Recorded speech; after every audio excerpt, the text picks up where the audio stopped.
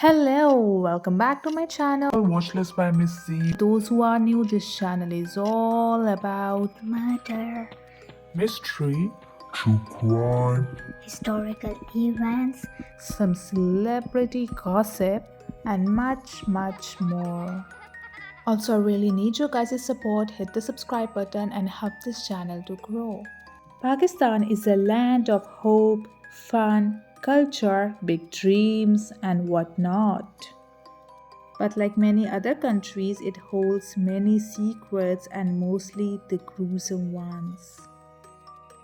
Today we'll talk about the very own serial killer of Pakistan, Javed Iqbal, who claimed to have killed almost 100 boys, and if it's true, then the count of Iqbal's victims is more than that of Samuel Little, America's most prolific serial killer who murdered 93 women.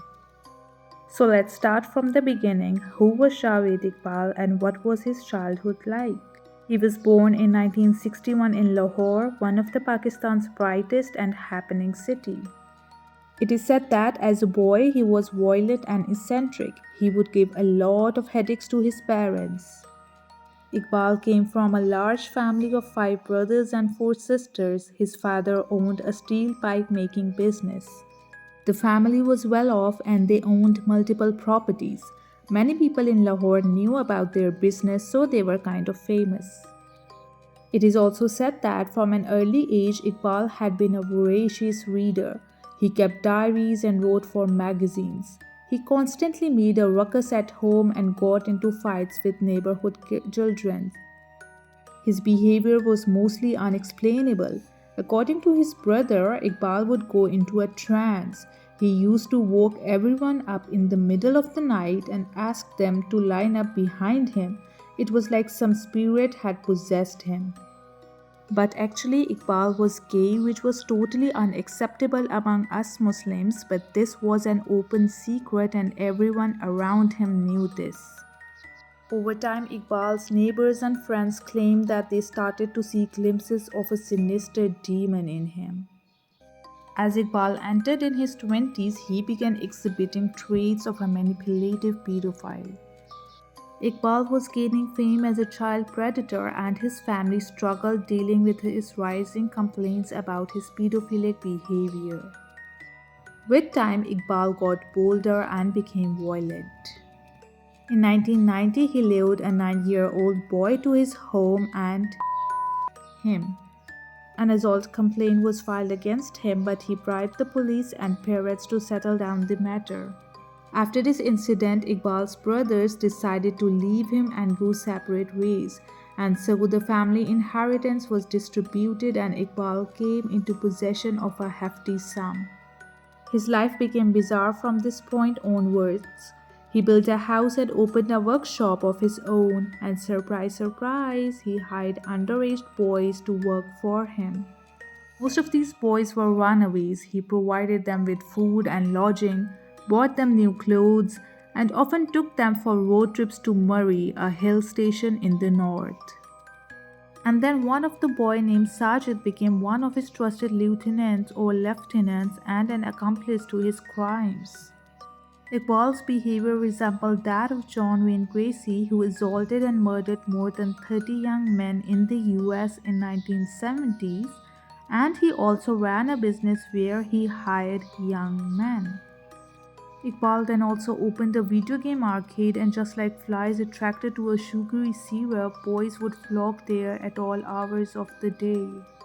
Javed Iqbal married twice and both marriages ended in divorce. He had a daughter and a son. Over the years, he was accused at least twice of young boys, but he bribed the victims' parents to avoid police investigation. Iqbal boasted a lot about his alleged ties with politicians and bureaucrats. One time, Iqbal, a 15-year-old boy, and that boy attacked Iqbal, fracturing his skull and breaking his jaw. The beating was so severe that Iqbal remained in coma for 20 days and wasn't able to walk without assistance for months afterwards. His business suffered and his bank balance quickly depleted due to his medical treatment. It was then that Iqbal moved to a smaller house with his aging mother who took care of him during his recovery.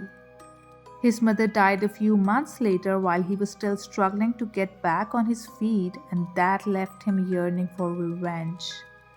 I decided to make 100 mothers cry just like my mother cried for me. He wrote this in his diary, and that's when the killing spree began.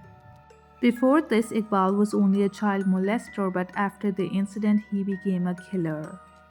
Between July and December of 1999, Iqbal used his young employees, including Sajid, to lure teenagers to his house where he would them with a metal chain.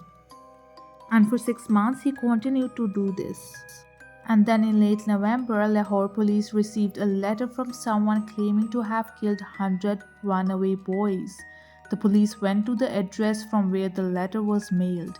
Police found Iqbal in that home, but as they questioned him about the letter, he began to behave erratically. At one point, he took out his gun and threatened to shoot himself if he wasn't left alone. Police didn't take him into custody. They didn't even bother to go inside the three-bedroom house, which was constructed like a Russian Matryoshka doll, with one room built inside the other.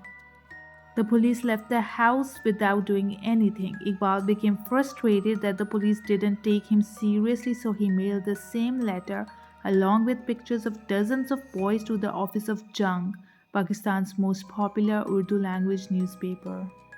The letter was an admission of a series of brutal murders. He explained how he, the young boys, them to death, their bodies, and disposed of the pieces in a vat of acid. He shared their names and addresses and even described minute details such as the shapes of their faces and the type of sandals they were wearing. In order to publish his story, it was important for the newspaper to check the house where Iqbal claimed he had left evidence. The journalists went to the house, no one was there. Inside, they found blue colored plastic canisters and bundles of clothes and shoes, just as Iqbal described in his letter. They removed the cover of one of the canisters and found half decomposed remains suspended in liquid that smelled like formaldehyde, a chemical used to preserve bodies. The newspaper also contacted the families of some of the missing boys, and when it was confirmed from their families that the boys were actually missing, the journalists decided to write a story. And on December 3, 1999, Jung newspaper printed the story on its front page along with the name and pictures of the slain boys, and all hell broke loose. As word spread, grieving parents flooded the evidence room looking for the kids' belongings. People were going crazy, and rightly so. And police had immense pressure to arrest Iqbal and his accomplices and to close the case. Foreign journalists flew to Lahore and everyone was looking for Iqbal, but he was nowhere to be found. After being on the run for nearly a month, Iqbal showed up at the office of the Jung newspaper on 29th December. He walked up to the newspaper's reception desk in worn-out slippers with a days-old beard and in clothes smeared with dust and announced, I am Javed Iqbal, the killer of 100 children. He spoke to journalists for an hour. He gave details about his crimes. His interview was recorded and was later used in court trial against him. He was then handed over to the police. His trial was a public affair under constant media spotlight. Murder charges were filed against Iqbal and 3 of his employees, including Sajid. A generation of Pakistanis remember Iqbal's image from the time of his trial: a calm demeanor, neatly combed hair, a trimmed mustache, square glasses, and a grey sweater. Iqbal knew that this was a high-profile case and he had really strong connections and that police wouldn't dare thrash him like petty criminals, so he threw a lot of tantrums in the court. The trial lasted just over a month and Javed's lawyers had little chance against an overwhelming body of evidence. On March 16, 2000, the judge finally announced his judgment. He ruled that Iqbal and Sajid were to be hanged at Minare, Pakistan, and that their bodies were to be in 200 pieces and dissolved in acid in front of the families of the victims. It was an unprecedented judgment which violated constitutional rights, but according to me, it was the right thing. What he did to others should be done to him. Fair enough. A year later, after the conviction, Iqbal and one of his helpers named Sabir committed a double in their prison cells, which were next to each other. Iqbal's lawyer and family suspect that police killed them because Iqbal had wanted to name some senior government officials who had attended his parties and abused children. To this day, Iqbal's family is adamant that he didn't kill anyone and he's just being framed. What do you guys have to say about Pakistan's most popular serial killer? Do share your thoughts in the comment section below. Please like, subscribe, comment, and share with your friends and family. Thank you.